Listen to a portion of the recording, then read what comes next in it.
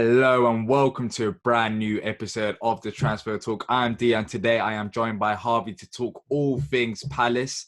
So let's get into it, Harvey, straight away. Yesterday we was talking about the left back position, but today it seems like the club are focused on the right back position, and both positions that we've greatly needed in the past, especially this season. So the first report suggesting that West Bromwich Albion fullback Nathan Ferguson, who was linked with Palace in January, as you can remember, is set to start this 2020-21 season with Palace. So it seems like he's played his last game for Albion. It seems like it's finally happened. Fingers crossed if the reports are true. It's by the Athletics, so they are a reliable source.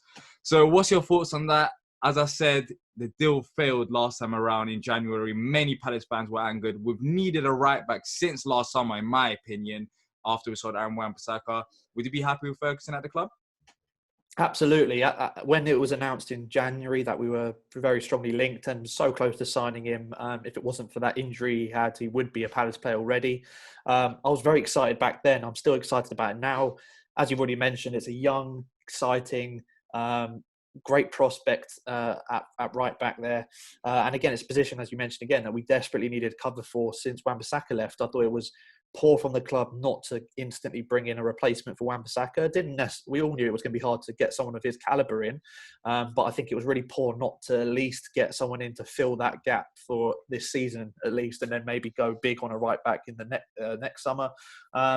And then when it did come around to January and you looked like we were going to finally get that sorted, it obviously fell through in the end, which was disappointing. So I'm really excited about this. He's got a lot of potential. He's very quick. He looks to be exciting, attacking fullback as well, similar to Van Arno on the other side. So potential for lethal options from wing back for at both flanks. And again, a young player brings that average age down, which has been crucial for us. I think going forward, we have to look at the average age of the squad, an aging squad. I think the oldest in the Premier League at the moment, up there with Burnley, I think. So, we've got to look at that, and Ferguson fits the bill for me. So very happy to see that hasn't been killed off after what happened in January, and that the club still want to go ahead with it. You mentioned that he's attacking fullback, and you mentioned Van Arno as well. But we see how important it is with the successful clubs like Liverpool, even like the Chelseas with Reece James. You have to be good in the Premier League, even if you're a fullback, going forward as well as defending. And that would be a massive boost for even our attacking players like Wilfried Zaha, which we've talked about hasn't had much support in the past, and the likes of Andros Townsend, Schlups, whoever's playing up there. This could be a massive boost for these type of attacking players if you have another one going and overlapping you down the right-hand side.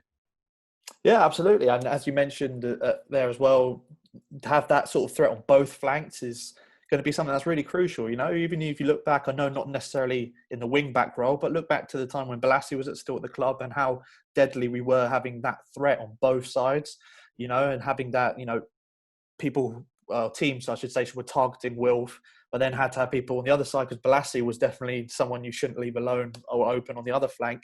It's similar in a way here to have an extra threat going forward on the right. That is, in the Championship anyway, has been ripping it up for West Brom in the last couple of seasons, and they highly rate him, West Brom fans as well. It definitely adds another threat for oppositions, to deal with and to sort out. So I think that having that extra attacking threat, especially on the right-hand side, where with Joe Ward as amazing a player and as an amazing servant to the club he's been, he isn't the greatest attacking wise. I think that's clear to see. He's lost that yard of pace that I don't think he had to lose in the first place. So I think he struggles in that sense going forward. So to have Nathan Ferguson, who will bring just that energy, that vibrancy, that youthfulness to that right back spot, which we haven't seen since Wan-Bissaka, will be fantastic. And it would, as you mentioned, just have that threat on both sides at fullback, let alone with Townsend and Zaha further forward. It's exciting. It's exciting to think of what could happen if it all clicks and comes together. So very, very happy with how it could pan out. Yeah, I agree with you there. So just to end it off on Nathan Ferguson, it's good to mention that we don't know the fees. The report suggests nothing about fee. It just says that how he's going to join in the 2021 season. But I'm not too sure if the club would be paying compensation because his contract was due to run out anyway. So we're not too sure about that, but I thought I mentioned that. But overall, I would be happy with Nathan Ferguson. I was disappointed the fact that we couldn't get him in January, when even before January we needed another right back. He can play both right back and left back, which is a boost if we do need depth in them areas. So yeah, hopefully this does happen. But moving on to the next player, a player that we've seen at Palace before, Nathaniel Clyne. He's been training on his own. We've been linked with him before, but Palace and West Ham are still rumoured with him. Is it worth investing in Clyne if we get Nathan Ferguson? Well, he's going to be on a massive wage package. We know at Liverpool he was on a big wage, and unfortunately for him, he's been so unlucky with injuries the last few seasons. Well, even longer than the last couple of seasons. You know, some lengthy injuries, some really bad injuries, and I think that's killed any chance of him being as good as he was when he first signed for Liverpool in his Southampton years, and even earlier with us, where the signs were there of how good he was going to be. And he's shown it. But I do think with these injuries, he's not going to be the same Nathaniel Clyne that Liverpool and Southampton fans and definitely Palace fans would all remember. That being said, though, it's like the rumours about Balassi coming back on loan or on a short-term deal. It's all about the nostalgia with that. You know, to see Clyne back in the side where it all began.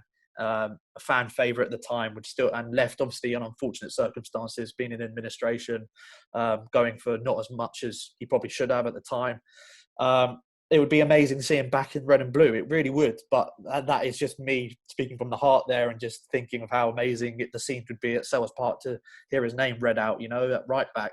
I do think realistically, financially, with his wage package and also his injury record as well, and how unreliable he has been in terms of staying fit, it wouldn't work. It's not a good signing in that sense.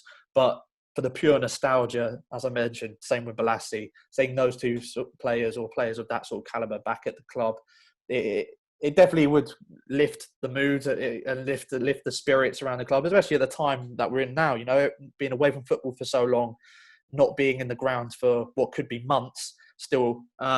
If we all came back and you know, it's going to be buzzing when we eventually return to watch our team at Selhurst. If we came back to Clyne being in the side, or to have, you know, these old players that were amazing for us in their younger years, it would be special. But I think Ferguson's a much more realistic signing, and probably the one we should be focusing on. Yeah, I'll be harsh. I'm not on the same page as you with Nathaniel Clyne. I mean, with Balassi, it would be great to have both of them back, but I'm thinking business terms. Nathaniel Clyne, it's not realistic. Yeah, it wouldn't be a smart investment for Palace to make, especially for getting Nathan Ferguson, because Nathaniel Clyne isn't the young Nathaniel Clyne that we know anymore. He's more in his peak, and we've been talking about how we have to lower the average age of the squad. So ideally, if Joe Ward's at the club, Nathan Ferguson, yes, I think both of them would do good. It wouldn't make sense to get Nathaniel Clyne. That's how I see it personally. But of course, everyone sees it different. We want to see your views. So leave down your comments down below. Let us know what you think. Would you rather have Clyne? Are you more of thinking like Harvey, or are you thinking like me in business terms?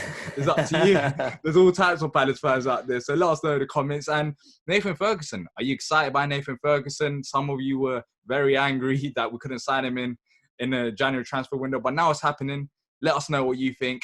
And until next time, up the Palace.